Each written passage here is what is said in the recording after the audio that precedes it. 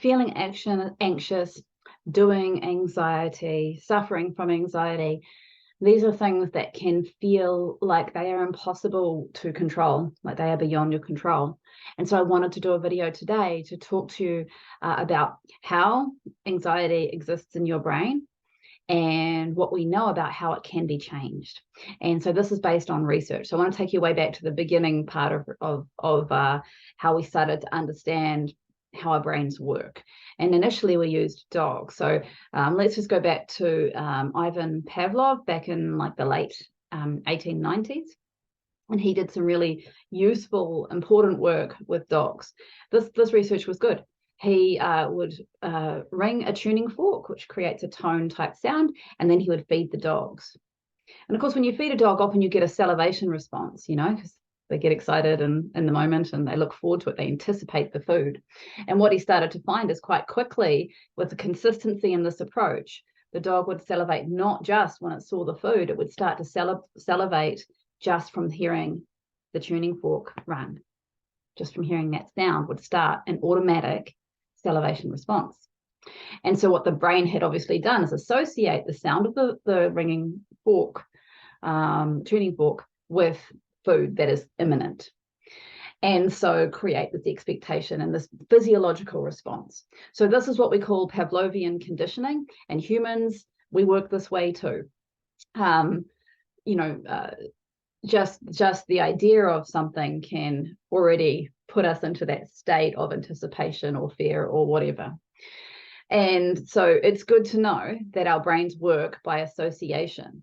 And therefore, when we look back at some of the things we might have associated in the past with negative experiences, sometimes that can be the source of our anxiety. For example, we might have learned that a particular situation, which ended in a really negative event, means that we have an anxiety response to even being in that situation, because our brain is trying to protect us. It's trying to cut out the middleman, just like the dogs did. They kind of put the tuning fork kind of on speed dial, and we skipped the actual food to get to the preparation response of readiness, which is salivation. So, okay, our brains work by association. Good to know. How is that useful for you? Well, let's go to some more research, more recent. This was in 2014. They did some research with mice. And this is really important research because they wanted to understand what does the anxiety response look like in your brain. And so this is what they did.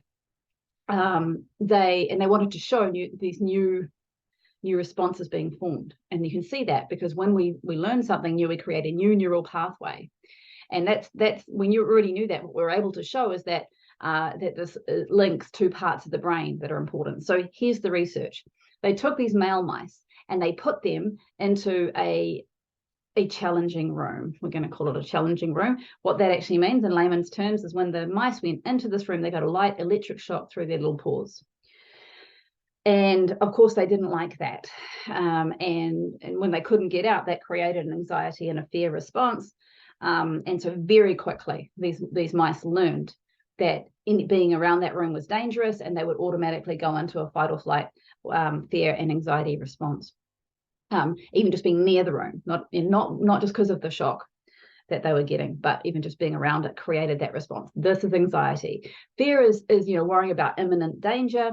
Anxiety is looking into the future and worrying that something bad might happen, and being in that state because of the worry of it. What could happen, future focused, and bad stuff are going to happen. That is the two things you need to have to create anxiety. So, okay, what they then did is they wanted to see this neural pathway, and they wanted to what we call anchor that.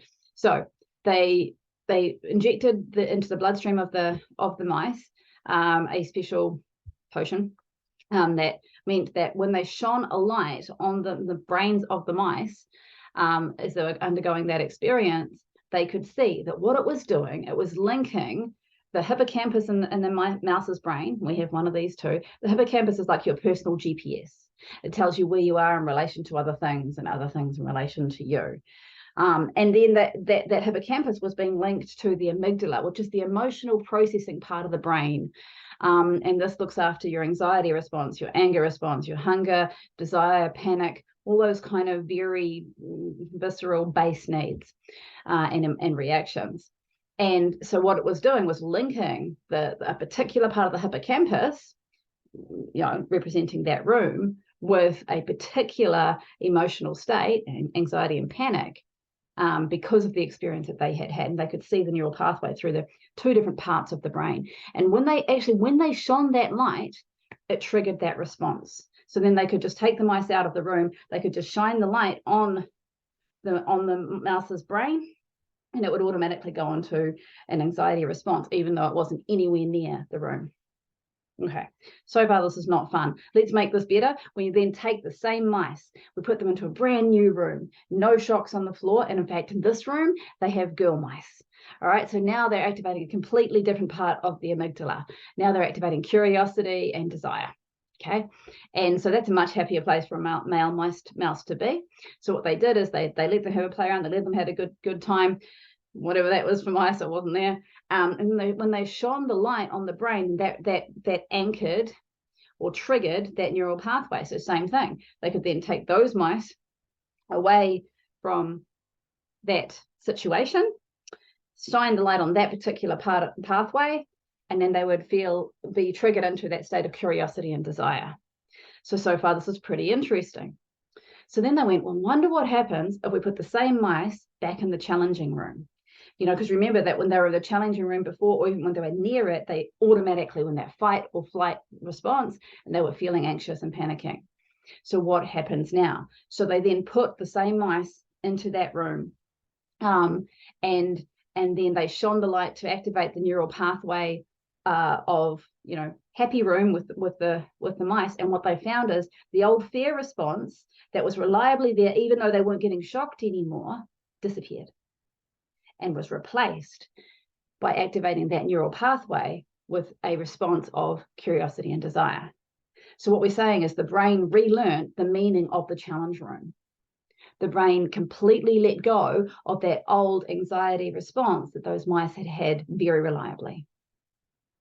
And this gives us hope, because many people think because they've done anxiety for so long and it's not been something they've been able to reliably control themselves, that it feels bigger and uglier than they are able to control.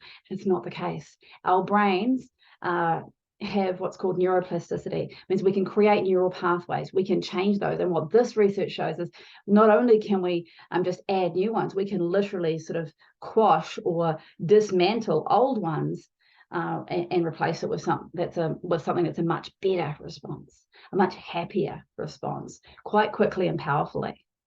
And so in NLP terms, we call this anchoring.